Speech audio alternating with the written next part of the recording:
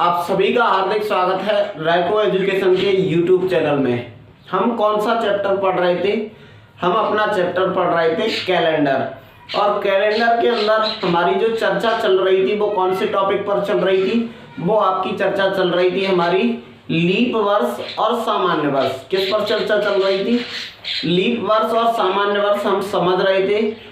तो आज हम लीप वर्ष और सामान्य वर्ष को ही समझने वाले हैं, लेकिन अलग टाइप से, कुछ अलग तरह से इसमें क्वेश्चन बनते हैं, हम उनको समझेंगे इस तरीके से। जैसे मैंने बोर्ड पर 2 क्वेश्चन लिए हैं एग्जांपल के लिए कि पहली शताब्दी में कुल कितने अधिवर्ष थे, दूसरी शताब्दी में कुल कितने लीप वर्ष थे। यानी आपको जब पहली इस तरीके से क्वेश्चन पूछा जाए कि पहली शताब्दी में कितने अधिवर्ष थे, आप किस तरीके से काउंट करोगे, या आपसे पूछा जाए कि दूसरी शताब्दी में कुल कितने अधिवर्ष थे, तो आप किस तरीके से काउंट करोगे। तो सबसे पहले तो आपको समझना है, उसके बाद आप इस तरीके के क्वेश्चंस को विदिन 10 सेकंड कर सकते हैं। 10 सेकंड के अंदर आप इन क्वेश्चंस को कर सकते हैं। किस तरीके से? तो सबसे पहले आपको समझना है। सबसे पहले तो आपको क्या करना है? सबसे पहले आपको समझना है, उसके बाद आपको ये क्वेश्चन करने हैं। तो पहले आप जब समझिए, जब हमारा कैलेंडर स्टार्ट हुआ था, यदि मैं आपसे पूछा कि प्रथम, पहले आप मेरे क्वेश्चन का जवाब दीजिए कि प्रथम 8 वर्षों में, कैलेंडर के प्रथम 8 वर्षों में कुल कितने लीप वर्ष थे, कुल कितने लीप वर्ष पड़े। तो आप क्या करेंगे? जब हमारा कैलेंडर स्टार्ट हुआ था, तो कैलेंडर कब से स्टार्ट हुआ था? सन 1 से स्टार्ट हुआ था। तो सन 1 से स्टार्ट हुआ था, तो सन 1 लीप वर्ष नहीं है। सन 1 जो है वो एक लीप वर्ष नहीं था। फिर सन 2 आया, 3 आया, 4 आया। मैंने आपको बताया था कि जो लीप वर्ष है वो हर 4 साल के बाद आता है। तो हर 4 का जो मल्टीपल होता है वो क्या होता है? वो एक लीप वर्ष होता है। तो पहला जो अधिवर्ष पड़ा होगा वो सन 4 में, उसके बाद 5, उसके बाद 6, 7 और 8। यानी पहली 4 साल के अंदर, पहली 8 साल के अंदर कितने आपके लीप वर्ष पड़े? कितने लीप वर्ष पड़े आपके? 2। अब इस तरीके के क्वेश्चंस को आप ऐसे भी निकाल सकते हैं कि देखो, मैंने आपको पूछा था कि प्रथम 8 वर्षों में कितने लीप वर्ष थे। जब कैलेंडर स्टार्ट हुआ था तो प्रथम 8 वर्ष, तो 8 वर्ष जो थे उनमें कितने लीप वर्ष थे। तो आप ऐसे गिन के तो आप पता नहीं लगाओगे हर बार, क्योंकि इतनी छोटी संख्या तो आपको नहीं दी जाएगी। तो आपको क्या करना है? आप जैसे ही आपको ये पूछा जाए कि कितनी भी वर्षों, ये पूछा जाए कि प्रथम इतने वर्षों में कितने अधिवर्ष थे, तो आपको क्या करना है? जितने भी वर्ष दिए गए हैं उनको 4 से डिवाइड करना है। किससे डिवाइड करना है? 4 से। और 4 से जैसे ही आप डिवाइड करोगे, जो आपका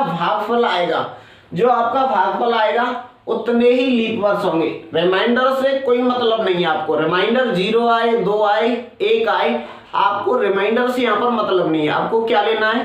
भागफल। जब आप 8 को 4 से डिवाइड करोगे तो आपका जो भागफल है वो कितना आएगा? भागफल कितना आएगा आपका?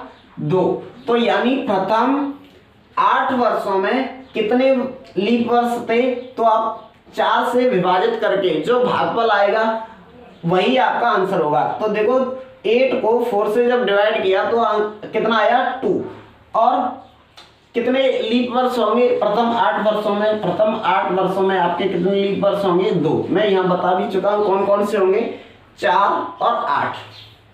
अब आपसे इस तरीके का कोई भी क्वेश्चन पूछा जाए, आप आराम से उस क्वेश्चन का आंसर दे सकते हो, लेकिन आपको ध्यान से देना है। अब आप बताइए, प्रथम 20 वर्षों में, प्रथम 20 वर्ष जब कैलेंडर के हुए, तब उन प्रथम 20 वर्षों में कितने लीप वर्ष थे। तो आप क्या कर सकते हैं? कुछ नहीं, 4 से विभाजित कीजिए। 4 से विभाजित करने पर जो भागफल आपका आ रहा है, भागफल कितना आएगा आपका? 5। तो यानी कैलेंडर के प्रथम 20 वर्षों में कितने लीप वर्ष होंगे? 5। लेकिन मैं आपको बताऊंगा, ऐसे आपको ये नहीं करना है कि अगर आपको कोई डेट दी हो कि 2001 और 2012 के बीच कुल कितने लीप वर्ष होंगे, तो मेरे भाई आपको क्या करना है? इंडिविजुअल काउंट करना है, यानी एक एक से आपको काउंट करना है। आप ऐसा मत कर देना कि इनके बीच के 11 वर्षों की अवधि हो रही है और 11 का अंतर है तो 4 से डिवाइड करेंगे और जितना भागफल आएगा उतने ही लीप वर्ष होंगे। यहाँ पर आप अगर किन्हीं 2 सन के बीच आपसे लीप वर्ष पूछी जाए तो आप क्या करेंगे? फिर आप इंडिविजुअल काउंट करेंगे। जब आपसे पूछा जाए कि प्रथम इतने वर्षों में, तब आप 4 से भाग दे करके पता लगा सकते हैं कि कितने लीप वर्ष होंगे इतने वर्षों में। तो चलिए अब पहला क्वेश्चन क्या है आपका? पहली शताब्दी में कुल कितने अधिवर्ष थे? अधिवर्ष की जगह एक शब्द और यूज कर सकता है, क्या है? लीप वर्ष। लीप वर्ष भी शब्द यूज किया जा सकता है हिंदी में।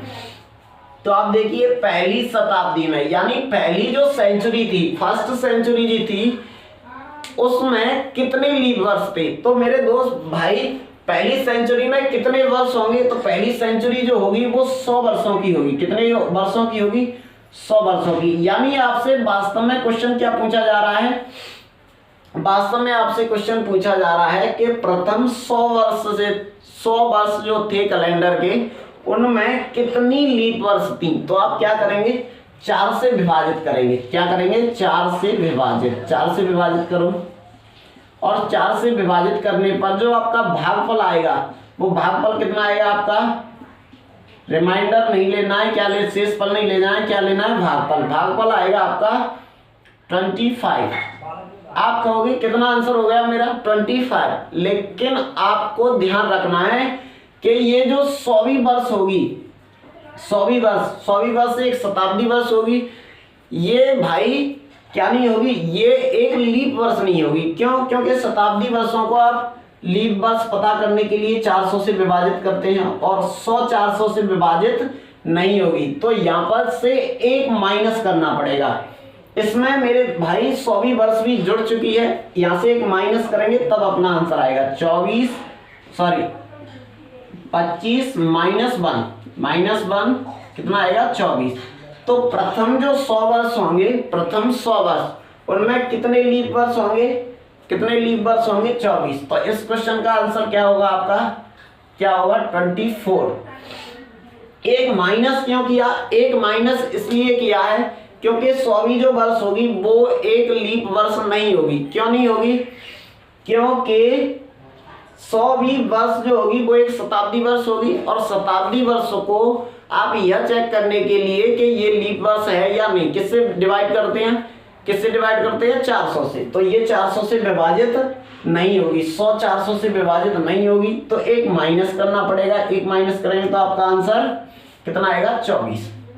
अब बताइए दूसरी शताब्दी में कुल कितने लीप वर्ष थे? दूसरी शताब्दी में, यानी 200 वर्षों की जो प्रथम 200 वर्षों की जो अवधि थी, उसमें कितने लीप वर्ष थे? तो आप क्या करोगे? आपको कुछ नहीं करना है, 200 में किससे विभाजित करना है? 200 को करना है आपको 4 से, और 4 से विभाजित करेंगे तो कितना आएगा? भागफल लेना है आपको, कितना आएगा? 50। लेकिन इसमें 2 वर्ष आपने ऐसी काउंट कर ली है जो एक लीप वर्ष नहीं है। एक तो 100 और एक 200वीं वर्ष, ये दोनों मेरे भाई ये लीप वर्ष नहीं है, ये 100 और 200, तो इन दोनों को माइनस करना पड़ेगा। तो आप यहाँ से 2 माइनस करेंगे तो कितना आएगा? 48। और 48 आपका आंसर कौन सा है? आपका आंसर है बी। तो आप इस तरीके से किसी भी क्वेश्चन का जवाब आसानी से दे सकते हैं। अब मैं एक और क्वेश्चन पूछ लेता हूं, चलो। प्रथम 300 वर्षों में बताइए आप, प्रथम 300 वर्षों में या तीसरी शताब्दी में, प्रथम 300 वर्षों में आपको बताने हैं कितने लीप वर्ष होंगे। प्रथम 300 वर्षों में, 300 वर्षों में आपको बताने हैं कितने लीप वर्ष होंगे। तो आप क्या करोगे, 300 को किससे विभाजित करोगे, 4 से। जब 4 से विभाजित करेंगे तो कितना आएगा, 7 भाग पर लेना है, 7 और 5। लेकिन आपने 3 ऐसी वर्षों को काउंट कर लिया है इसमें जो एक लीप वर्ष नहीं है। कौन कौन सी, 100, 200 और 300। ये जो शताब्दी वर्ष है ये लीप वर्ष नहीं है, इनको भी आपने इनमें काउंट कर लिया है। तो इन तीनों को माइनस करेंगे, इन तीनों को जब माइनस करेंगे तो कितना आएगा, 72। कितना आएगा, 72। यानी प्रथम 300 वर्षों में, प्रथम 300 वर्षों में कितने लीप वर्ष पड़ेंगे, 72 वर्ष ऐसे होंगे जो एक लीप वर्ष होंगे।